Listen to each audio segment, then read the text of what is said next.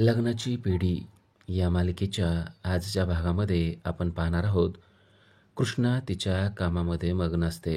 ती कुठेतरी चाललेली असते आणि तेवढ्यात मधू तिला हाक मारते.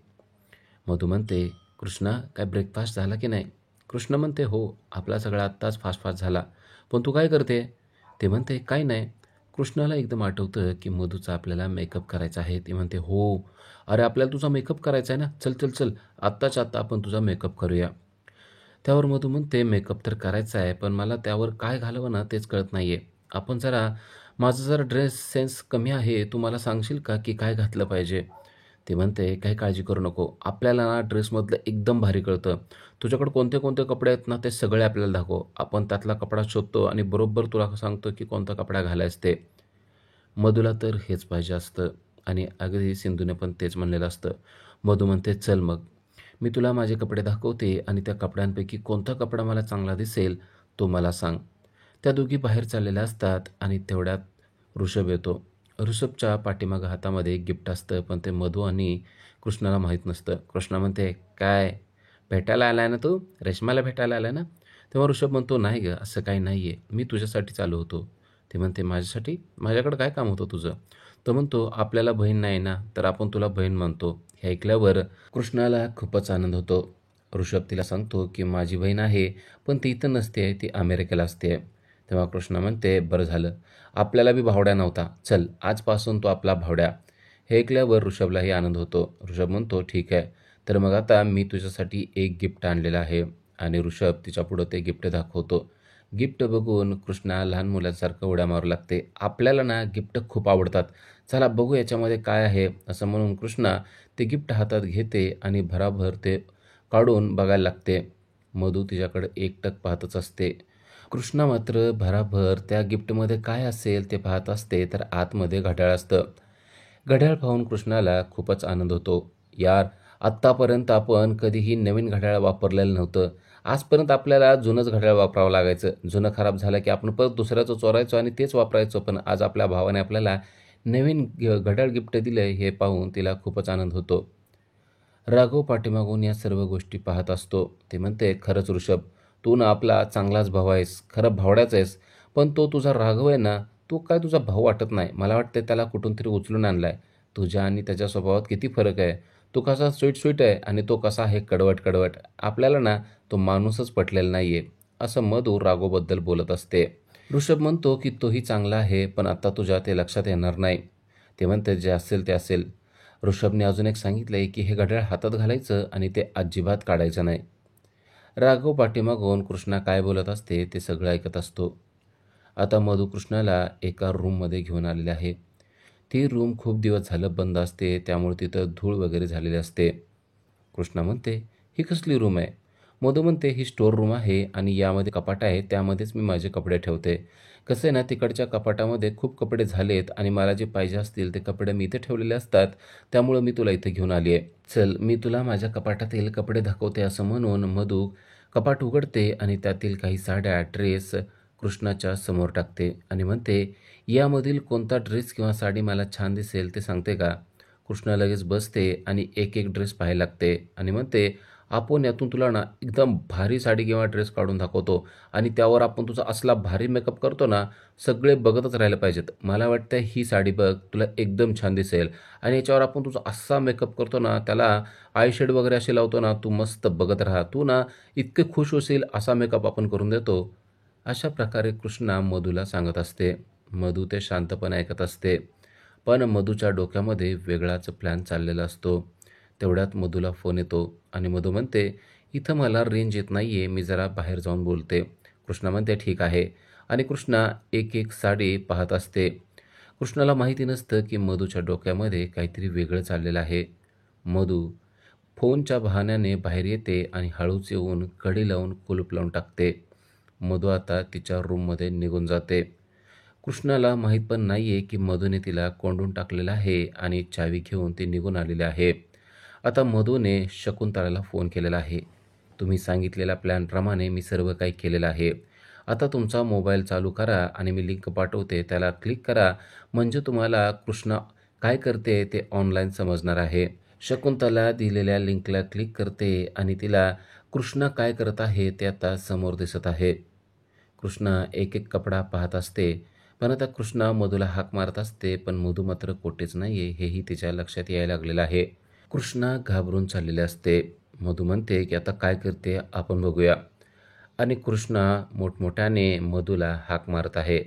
मधुताई तुम्ही कुठे आहात? काय करता आहात? असं ते मधूला हाक मारत असते. आता मधूला काय करावं ते कळत नसतं. शकुंतला म्हणते आपण 100% खात्रीने सांगू शकतो की ही पोरगी कृष्णा आहे. ही सिंधू असू शकत नाही. सिंधू असती तर ती अशी गप्प बसली नसती आणि हाक मारत बसली नसती. कसं बाहेर पडायचं याचा विचार केला असता. पण ही आता मोठमोठ्यानं बोलायला लागलेली आहे, हाक मारत आहे आणि ती पोरगी घाबरून गेलेली आहे. आपण शर्यत लावून सांगू शकतो की ही पोरगी कृष्णाच आहे. ही सिंधू नाहीये असं तिकडून शकुंतला सांगत असते. आणि इकडे कृष्णाची अवस्था खूपच वाईट झालेली असते. तिला दम लागलेला असतो आणि आता तिला चक्कर देखील यायला लागलेली असते. तिला श्वास घेण्यास खूप कठीणाई होत असते. मधू हे पाहते आणि शकुंतलाला म्हणते की मला पटकन तिच्या मदतीला गेलं पाहिजे. शकुंतला म्हणते तुमचं हे असं असतंय, पिक्चर चालू झाला आणि तो रंगात आला की तुम्हाला लगेच बंद करायचा असतो. अहो जरा दम काढा आणि काय काय होतंय ते बघा की. मधू जायचा प्रयत्न करत असते, पण शकुंतला तिला जाऊ देत नसते आणि तेवढ्या वेळामध्ये कृष्णा बेशुद्ध पडलेले आहे. कृष्णा बेशुद्ध पडलेले पाहून शकुंतलाला देखील आता धक्का बसलेला आहे. तर इकडे राघव मात्र चिंतातूर आहे. आत्ता कृष्णा इथंच होती, पण ती कुठे गेलेली आहे असा त्याला प्रश्न पडलेला आहे. ती मधूबरोबर होती, पण नक्की कुठे गेलेत असा प्रश्न त्याला पडतो आणि त्याच्या मोबाईलच्या ट्रॅकिंगवर आणि तिच्या हातातल्या घड्याळावर तो बरोबर त्या ठिकाणी पोहोचलेला आहे, जेथे मधूनं तिला बंदिस्त करून ठेवलेलं आहे. राघव अगदी वेळेत मधूचा डाव हाणून पाडण्यासाठीच तेथे पोहोचलेला आपल्याला पाहायला मिळतोय. तो कृष्णाला हाक मारतो. कृष्णा आवाज देत नाही आतून. तेव्हा त्याच्या लक्षात येतं की काहीतरी झालेलं आहे आणि तो जोरजोरात दरवाजा उघडण्याचा प्रयत्न करतो. जोरजोरात त्याने दरवाजावर आघात करून आतमध्ये जाण्याचा तो प्रयत्न करत आहे. मधू आणि शकुंतला यांना चांगलाच धक्का बसलाय. आतमध्ये कृष्णा बेशुद्ध पडलेले आहे आणि तिच्या मदतीसाठी कोणतरी आलेलं आहे हे त्यांच्या लक्षात आलेलं आहे. कोण आला असेल असा प्रश्न त्यांना पडतो आणि दिसतं की राघवने दरवाजा मोडून तो आतमध्ये आलेला आहे. आतमध्ये कृष्णा बेशुद्ध पडलेले असते आणि तो कृष्णाला स्वतःच्या 2 हातामध्ये उचलतो. तेव्हा मधूचा चेहरा अगदी पाहण्यासारखा झालेला असतो. मधूला समजतं की ऐनवेळी येऊन राघवने सगळा प्लॅन खाणून पाडून कृष्णाला वाचवलेला आहे. कृष्णाला दोन्ही हाताने उचलून राघव घेऊन येत असतो, तेव्हा मधू धावत पळत जाते आणि असा मानते की हे सगळं काय आपण केलेलंच नाहीये. पण राघवला मात्र मधूचा चांगलाच राग आलेला असतो. राघव कृष्णाला घेऊन तिच्या बेडरूममध्ये येतो, तिला बेडवर झोपवतो आणि आता त्याचा मोर्चा पूर्णपणे मधूकडे वळलेला असतो. तो मधूला बोलणारच असतो. तेवढ्यात गोदा मावशी आलेले आहे आणि गोदा मावशीनं चांगलीच मधूची खरडपट्टी काढली आहे. ए भावाने, तुला जमत नव्हतं तर कशाला ग तिला घेऊन गेलीस? तुला माहिती आहे का तिला किती त्रास होतो अशा रूमचा? लहानपणी 5 वर्षाची होती तेव्हा असंच तिनं स्वतःला कोंडून घेतलं होतं आणि तेव्हापासून तिला त्याची भीती बसलेली आहे. ही गोष्ट तुला कळत नाही का? राघव देखील चिडतो आणि म्हणतो, मधू तू तिला घेऊन गेली होतीस आणि मग बाहेरून दरवाजा कोणी लॉक केला? तुझं काय चाललंय मधू? तुला वाटतंय का आम्हाला काही कळतच नाहीये? मधू म्हणते, असं का बोलतोयस? मी काय केलेलं नाहीये. मी फक्त बाहेर निघून गेले होते कारण मला फोनचा आवाज येत नव्हता. आता रुक्मिणीने सुद्धा मधूची बाजू घेतलेली आहे आणि ती म्हणते की तू या मुलीसाठी मधूला बोलत आहेस? राघव म्हणतो, म्हणजे जे बरोबर आहे, जे सत्य आहे ते बोललंच पाहिजे ना. मधूच तिला घेऊन गेलेली होती आणि मधूच तिला तिथं ठेवून आलेले आहे, तर यामध्ये मधूची चूक आहे. तर गोदामावशी आता रुक्मिणीकडे वळलेले आहे आणि ती रुक्मिणीला म्हणते, माझ्या कृष्णाला कोणीही काही वाईट बोलायचं नाही. कृष्णाची ही परिस्थिती आज तुमच्या घरच्यांमुळे झालेली आहे आणि तिला दुरुस्त आणि बरं करण्याचं काम तुमचं आहे. अशा प्रकारे गोदामावशीने रुक्मिणीचं देखील तोंड बंद केलेलं असतं. तेवढ्यात कृष्णा हळूहळू डोळे उघडत असते. गोदा सांगत असते की कशाप्रकारे कृष्णा लहानपणी भिलेली होती आणि तिला कशाप्रकारे बंदिस्त रूमचा त्रास होत होता. राघवला मात्र मधूचा खूपच राग आलेला आहे. तो म्हणतो, मधू आज जे काही झालेलं आहे ना त्याला सर्वस्वी तू जबाबदार आहे आणि या कृष्णाला काय झालं तर बघ. मधूला कळलंय की राघव आता कृष्णाच्या पूर्णपणे बाजूला आहे आणि आपण त्याला काही केल्या कृष्णाच्या विरोधात भडकू शकत नाहीये. कृष्णा शुद्धीवर येते आणि राघवलाच बोलायला लागते आणि म्हणते, मधुताईला कोणी काय बोलणार नाही. मधुताई आपली बेस्ट फ्रेंड आहे. या घरामध्ये आपल्याला फक्त मधुताई समजून घेते, त्यामुळं त्यांचा काही दोष नाही आहे. आपल्यालाच अशा बंदिस्त रूमची सवय नाही आहे आणि अशा बंदिस्त रूममध्ये आपल्यालाच घाबरल्यासारखं होतं.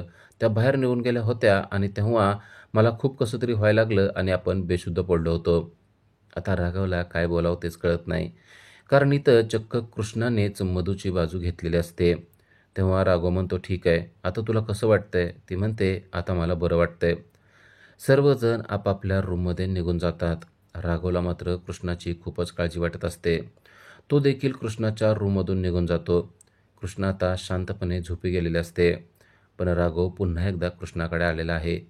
तिला बरं वाटतंय की नाही, तिनं पांघरून घेतलंय की नाही याची काळजी राघव तिच्या जवळ बसून करत असतो. रात्र होते तरी देखील राघव कृष्णाच्या जवळच आहे. कृष्णा पुन्हा उठते आणि पाहते की राघव आपल्या जवळच आहे. तेव्हा ती म्हणते, तू माझ्यासाठी थांबलायस ना? तुला आपली काळजी वाटते ना? म्हणजे तू आपल्यावर फिदायस ना? राघव म्हणतो, काही बोलायचं कारण नाही आहे. मी त्यासाठी नाही आलेलो. माझी फाईल इथं राहिली होती, ती पाहण्यासाठी आलेलो आहे. असं म्हणून तो कपाट उघडतो आणि कपाटातल्या फाईल घ्यायला लागतो. पण कपाटामध्ये तर कपडे असतात. कृष्णा म्हणते, तुला आपण येडा वाटतो का रे? या कपाटामध्ये सगळे कपडे आहेत. तुझी फाईल काय कपड्यासारखी आहे का? असं कृष्णा राघवला म्हणते. राघवच्या लक्षात येतं की आपण कपड्याच्या कपाटामध्ये फाईल शोधत आहोत. कृष्णा म्हणते, तुझी फाईल सापडते का नाही सांग. राघव म्हणतो, तुला काय करायचंय? मी माझं काम करण्यासाठी आलेलो आहे, तू आराम कर. कृष्णा म्हणते, तू कसल्या कामासाठी आलाय आपल्याला कळतंय. तुला आपली काळजी वाटते ना, म्हणूनच तू इथं आलेला आहेस ना.